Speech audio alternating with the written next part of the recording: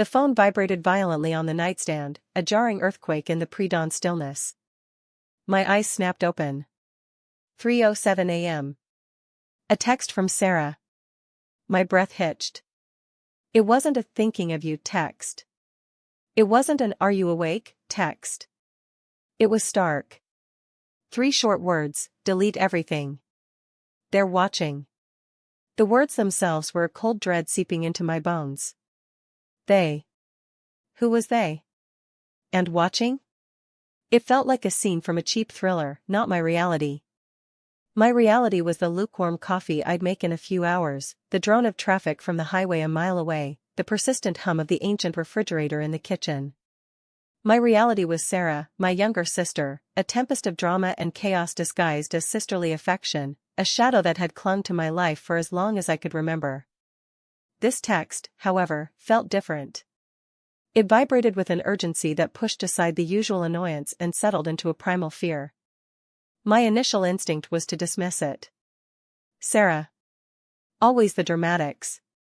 She'd probably dreamt something outlandish. Lost her phone and panicked.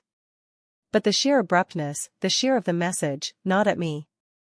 I stared at the screen, the faint blue light illuminating the dust motes dancing in the sliver of moonlight slicing through the blinds. I didn't delete anything. I couldn't. The message itself felt like a confession. Or a warning. And the chilling implication of being watched, it was too specific, too visceral to ignore.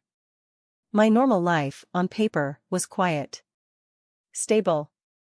A mortgage I could afford, a job I didn't hate, routines that provided a comforting predictability.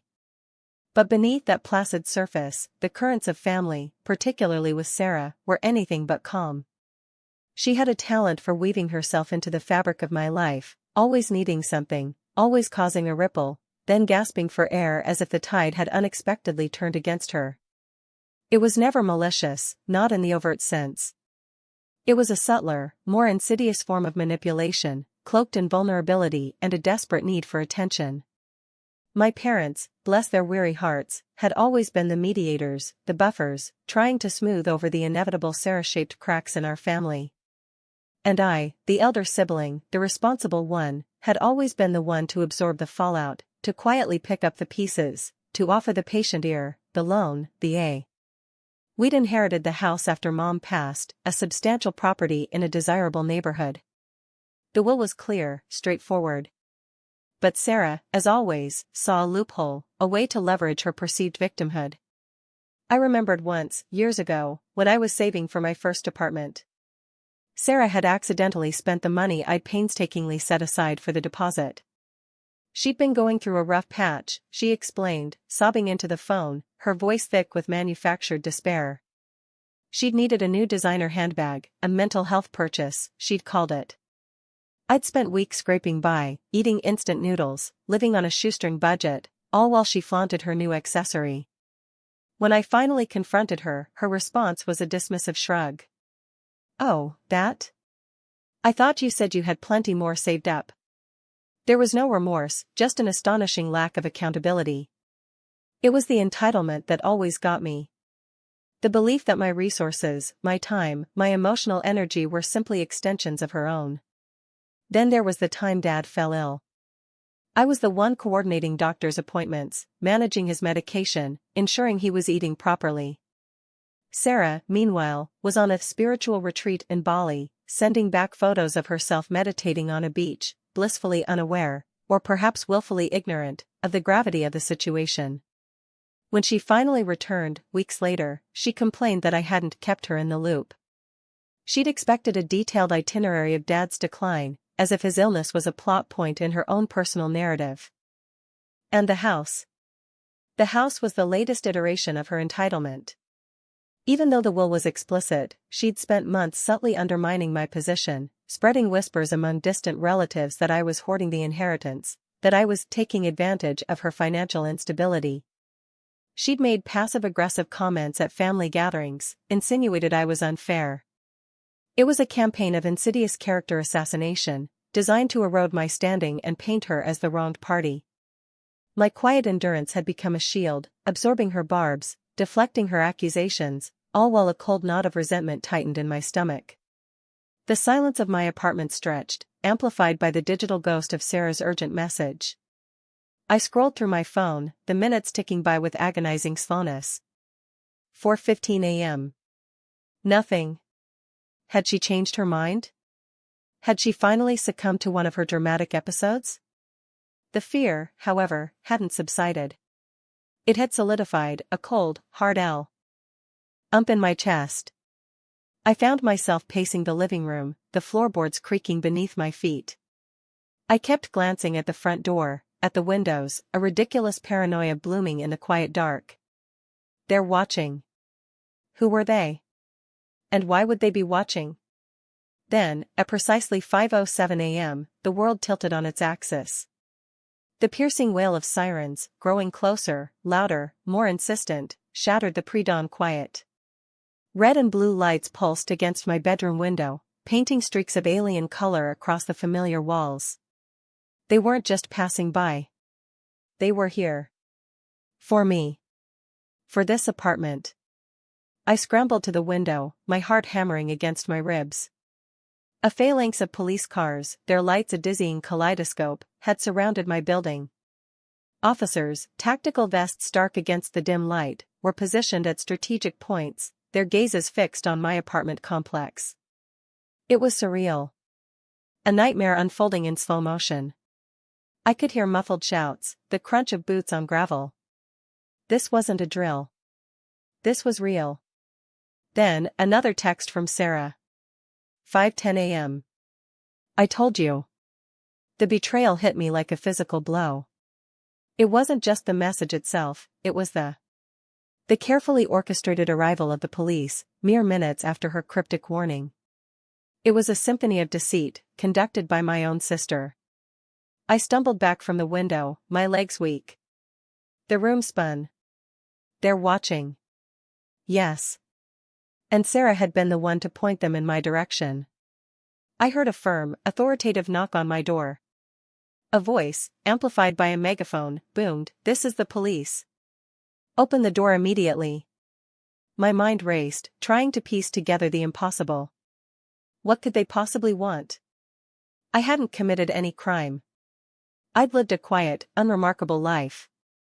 But Sarah had been meticulously laying the groundwork for something, and I, in my quiet endurance, had been too naive, too trusting, to see the precipice we were teetering on. The knocking became more insistent, louder. "We know you're in there. Open the door." I stood frozen for a moment, the icy tendrils of realization wrapping around me. Sarah hadn't warned me. She had me. She had used my predictable life, my trusted facade, as bait. She had sold me out. The sheer audacity, the calculated cruelty, left me breathless. "Sarah." I choked out, the name a broken whisper in the growing din. The door splintered inwards with a violent crash. Uniformed officers flooded into my apartment, their movements precise, their faces grim. They moved with a practiced efficiency, their gazes scanning every corner. I held my hands up, my voice trembling. "I don't understand. What is this about?" One of the officers, a stern-faced woman, approached me. "We have reason to believe you are involved in a situation. We need you to come with us." As I was being escorted out, my eyes fell on my phone, still lying on the nightstand. Sarah's final text message blinked innocently. "I told you." And then, a new message popped up, a screenshot attached. It was a deposition, a legal document I'd signed for her, a loan agreement for a significant sum of money she'd needed for a business venture that never materialized. She had conveniently forgotten to mention the repayment clause. The clause stated that any failure to repay the loan within a specified timeframe would result in legal action. And she had meticulously ensured that timeframe had passed, with no repayment received. She had framed me. She had used my signature, my trust, to orchestrate my own downfall. My blood ran cold. The situation they mentioned wasn't some abstract threat. It was a fabricated legal crisis, meticulously planned and executed. Sarah, the perpetual victim, had become the perpetrator. And they who were watching? It was the legal system she had weaponized, the system she had manipulated to ensnare me. The interrogation room was sterile, the air thick with unspoken accusations. I sat numbly, the legal document Sarah had sent replaying in my mind. The numbers, the dates, the damning signature. I'd signed it without a second thought, trusting her. Now, the consequences were stark, concrete. It wasn't about dramatic accusations or whispered rumors anymore. It was about contracts, about legal precedent, about the cold, unforgiving machinery of justice. Hours later, I was released, the bewildered look on the detective's face telling me they were as confused as I was. The loan was legitimate, the default undeniable. Sarah, with her practiced sob stories and carefully constructed victimhood, had managed to frame me for financial misconduct. She hadn't needed to invent elaborate conspiracies, she'd simply leveraged my own goodwill against me. The immediate aftermath was a whirlwind of frantic phone calls. My parents, predictably, were beside themselves, caught in Sarah's web of manufactured distress. "What did you?" my mother sobbed over the phone, her voice laced with the familiar fear Sarah had always sensed. "I'll done her. Sarah's just so distraught. She said you betrayed her." Flying monkeys, I thought bitterly. Sarah's personal army of enablers, dispatched to do her bidding. I tried to explain, to lay out the facts, the document, the sheer impossibility of the situation.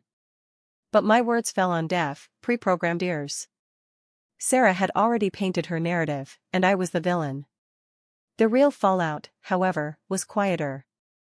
It was the slow, deliberate unraveling of Sarah's carefully constructed facade. The legal proceedings, though initiated by Sarah, had unearthed her own history of financial irresponsibility, her pattern of borrowing and never repaying. The business venture she'd pitched was revealed to be a pipe dream, fueled by unrealistic projections and outright deception. I didn't fight back in the traditional sense. There was no shouting match, no public confrontation. My action was the quiet presentation of the facts, the cold, hard evidence of the loan agreement, the meticulously detailed repayment schedule she had ignored. I simply let the legal process run its course. The moment Sarah's face fell, when she realized her carefully crafted plan had backfired, was more satisfying than any outburst could have been. It was a flicker of panic, a dawning comprehension that her manipulation had been exposed. She had banked on my silence, on my reluctance to engage in conflict. But her betrayal had stripped me of that reluctance. Her social standing, once carefully curated through a veneer of charm and vulnerability, began to crumble. Friends who had readily lent an ear to her woes now questioned her motives. The whispers she had so expertly spread about me now turned back on her. The consequences were social ostracism, the quiet turning away of those who had once courted her favor. Financially, her situation deteriorated rapidly. The legal action from my loan, coupled with her own mounting debts, became an insurmountable burden. She was left with nothing but the narrative she had so desperately tried to control, a narrative that had finally turned on her. I never heard from her directly again. The phone calls from my parents eventually tapered off, replaced by a strained silence. The house, the source of so much discord, was eventually sold, the proceeds divided according to the will, a process devoid of any further conflict, of any further manipulation. My life returned to its quiet rhythm, but with a subtle shift. The underlying toxic dynamics were gone, replaced by a clean, sharp absence. There was no vindication, no triumphant celebration. Just a cold, quiet certainty. Sometimes, in the dead of night, I'd think of her text message, the chilling simplicity of it. "Delete everything. They're watching." And I'd remember how I hadn't deleted anything. I had simply let the truth, unvarnished and unyielding, do the work for me. The satisfaction wasn't in her downfall, but in the absolute, undeniable finality of it. The silence that followed was, at last, my own.